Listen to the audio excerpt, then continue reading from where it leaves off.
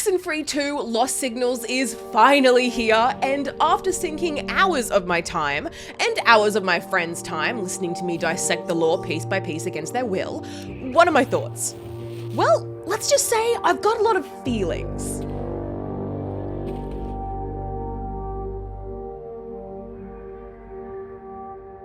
I came into the first Oxenfree pretty late, 3 years after its release back in 2016, but I fell in love hard. Every commute was spent obsessing over this story of ghosts, radio waves, and the group of teenagers that found themselves ensnared in a web of tragedy through nothing but sheer dumb luck, particles of dust caught in a greater storm. So when the sequel, Oxenfree II Lost Signals, was announced, I was stoked to find out how much further this story could go. And the answer is, maybe not as far as I'd have liked, but deeper than I thought it could. Picking up 5 years after Alex and her friends stumbled into the clutches of the ghosts of the USS Kanaloa on Edwards Island, we walk the mainland of Kamina in the scuffed, tough leather boots of new character Riley Poverly.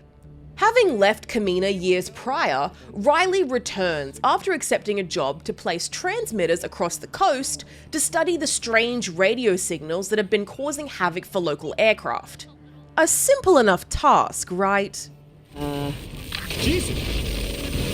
The inevitable wrinkle in the plan is a group of teens led by Olivia, who's determined to crack open a portal to the otherworldly pocket of space-time, where the funky spirits with anger issues from the first game have been hanging out. The why comes later, but the effects of this meddling are felt all throughout Kamina, and Riley is caught slap bang in the middle of it. Okay, this sucks. Can we stop this, please? From her very first moment on screen, sleeping at a bus stop, you immediately get the sense that life has not been kind to Riley. Hey, who is this? And as much as I love a good teen horror story full of angst and coming-of-age woes, her struggle with generational trauma and where those unresolved feelings have left her in life, feeling like an ill-fitting puzzle piece in her own story, brings a new level of depth, one that I'm sure many of us can relate to. You don't need to hug me. The same goes for her unlikely ally, Jacob Summers, another Kamina local. He's jovial and upbeat for the most part, cracking jokes here and there to break the tension. Usually right before he casually speculates on how he'll be remembered when he dies, clinging to the idea of a better life but too scared of failure to take the steps to make it happen. Everybody wants to go to heaven, but nobody wants to die. That's my read on these characters anyway. Yours may be different depending on how you play Riley.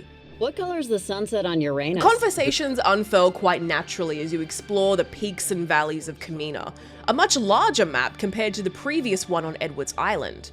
You're usually given 3 ways to respond, ranging from glib nihilism to light sarcasm. There's not much to the condiment, just tomatoes and sugar.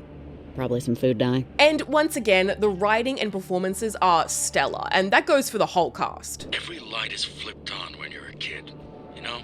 A new addition to the gameplay this time around is Riley's radio, that she can use to communicate with a handful of unseen characters throughout her journey.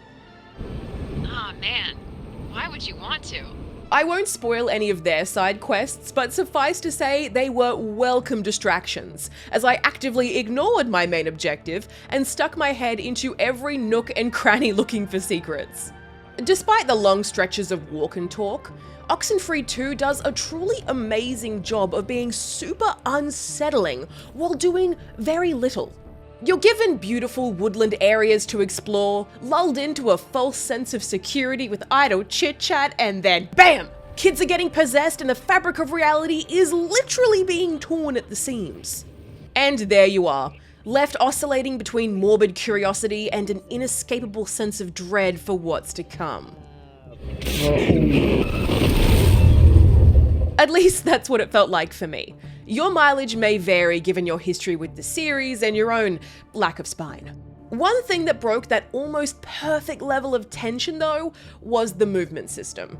Riley and Jacob have a level of upper body strength I could never hope to achieve, but it often felt finicky getting the commands to register even when I was standing right at the edge. And watching Riley tweak out against an invisible wall was somewhat of a mood killer. If ropes and slopes aren't an option though, Lost Signals does up the ante with the occasional time hopping in the form of cracks that appear throughout Kamina.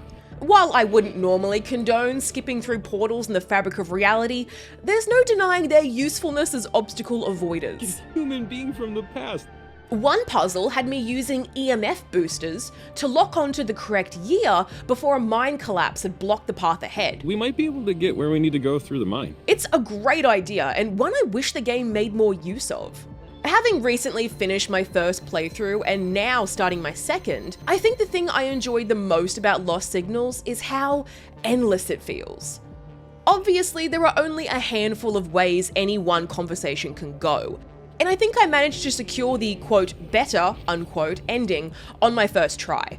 But I want to know what might have changed if I made different choices. Slow down. This is getting insane. Charlie, focus up. Don't listen to their bullcrap. Come on. A testament to the writing here to make me care more about the story resolutions of the squishy humans, rather than just defeating the cosmic entities that are threatening to tear our world asunder.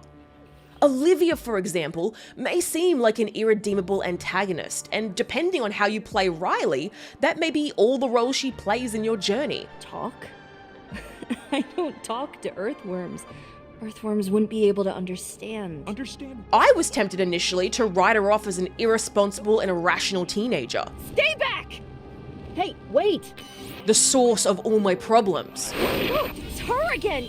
a thorn in my side that needed dealing with. No! But, like with many of the characters in Oxenfree II, there's more than meets the eye if you go looking for it. I actually found myself really relating to her in a lot of ways, and that hit harder than I was expecting.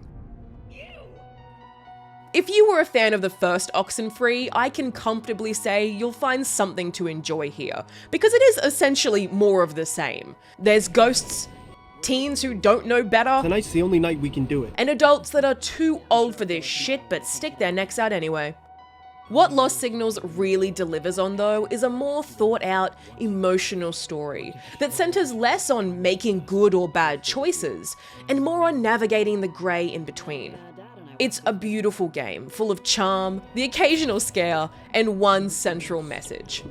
Stay off the frickin' radio. Play.